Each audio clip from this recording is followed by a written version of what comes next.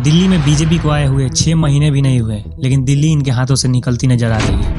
I know इन्हें सरकार बनाए हुए ज़्यादा टाइम नहीं हुआ, लेकिन दिल्ली के रेजिडेंट से कुछ ऐसे इंसाइट्स मिल रहे हैं जो कि बहुत ही कंसर्निंग लगते हैं। और मैं जिन इशूज़ की बात करने वाला हूँ वो कोई आम इशूज़ नहीं है, जहाँ नई सरकार को कुछ नहीं करना था, बस कंटिन्यूटी इंश्योर करनी थी। जैसे दिल्ली के कुछ एरियाज में पावर कट हो रहे हैं जो कि पिछली सरकार में नहीं होता था। कुछ एरियाज में पानी 2-3 दिनों तक नहीं आ रहा जो कि पहले की सरकार में नहीं होता था। और मैं ये सब ऐसे ही नहीं बोल रहा, मीडिया और वहाँ के लोगों द्वारा बताए गए रीजंस के द्वारा बोल रहा हूँ। दिल्ली में सरकार बदलते ही प्राइवेट स्कूलों ने अपना फी बढ़ा दी थी, जिसमें सरकार का बहुत ही लेट रिस्पॉन्स आता है। इलेक्ट्रिसिटी की चार्जेस सरकार बदलते ही 7 से 10% बढ़ा दी गई और पॉल्यूशन के नाम पे पुरानी गाड़ियों को बैन तक करने की बात चल रही है। जबकि हेल्थ केयर के नाम पे मोहल्ला क्लिनिक को बंद करके आयुष्मान आरोग्य मंदिर खोलने की बात चल रही है। सब कुछ वैसा ही जाएगा, बस नाम चेंज कर दिया जाएगा। क्या दिल्ली में बीजेपी के पास अच्छे नेताएं नहीं है? क्या रेखा गुप्ता को सीएम बनाना कारगर होगा? आइए देखते हैं।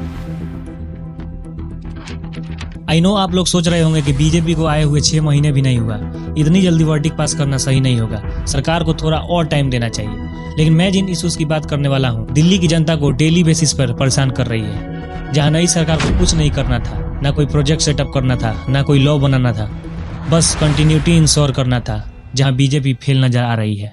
आप खुद सोचो, गर्मियों का टाइम चल रहा है, टेम्परेचर दिन पे दिन हाई होते जा रहा है। ऐसे में 2 चीजें लोगों के लिए बहुत मस्ट हो जाता है, जो कि किसी हालत में चाहिए तो चाहिए। पहला 24 घंटा बिजली और पीने का पानी। लोगों को कोई फर्क नहीं पड़ता कि सरकार के आए हुए कितने दिन हुए। लोग शुरू में जज करने लग जाते हैं कि सरकार हमारे लिए कर क्या रही है।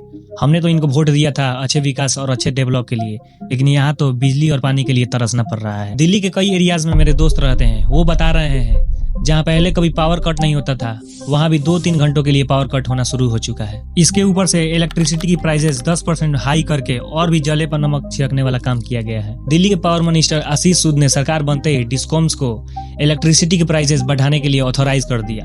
उन्होंने इसका रीजन पिछले सरकार के डिस्कॉम्स के ऊपर 27,000 करोड़ का डेट आ चुका है, उसको रिकवर करने के लिए इलेक्ट्रिसिटी के प्राइसेस हाई करना ही पड़ेगा। लेकिन ये बात आम जनता को समझाना बहुत मुश्किल का काम है, क्योंकि उनके जेब से तो ज्यादा पैसा जा रहा है। उन्हें तो यही लगेगा कि ये नई सरकार तो हमें लूट रही है। चलो ये डेट वाली बात तो नॉर्मल है, हम मान सकते हैं, लेकिन पानी क्यों नहीं आ रहा? तो पानी नहीं आ रहा, हम खाना नहीं खाते, उतना पानी नहीं मिलता हम लोगों को। इसके लिए दिल्ली पंजाब के सरकार को ब्लेम कर सकती है, वो तो पानी ही नहीं छोड़ रहे हैं। लेकिन इससे आम जनता की प्रॉब्लम तो सॉल्व होने वाली नहीं है। दिल्ली में हर साल गर्मियों के टाइम पे पानी की प्रॉब्लम शुरू हो जाती है, लेकिन जो इनसाइट्स दिल्ली से मिल रहे हैं ऐसा पहले कभी नहीं हुआ था। और जनता ने तो वोट आपको इसलिए दिया था कि आप प्रॉब्लम सॉल्व करोगे, प्रॉब्लम को बढ़ाओगे नहीं, लेकिन यहाँ तो प्रॉब्लम बढ़ती नजर आ रही है। और तीसरा इशू जनता को फेस करना पड़ रहा है, वो प्राइवेट स्कूलों की बढ़ती हुई फीस इतनी बढ़ रही है कि पेरेंट्स के लिए वो बच्चे को पढ़ाना मुश्किल सा हो। खैर ये नॉर्मल सी बात है बीजेपी के लिए। वीडियो बहुत लंबा हो जाएगा, इसलिए आज के लिए इतना ही।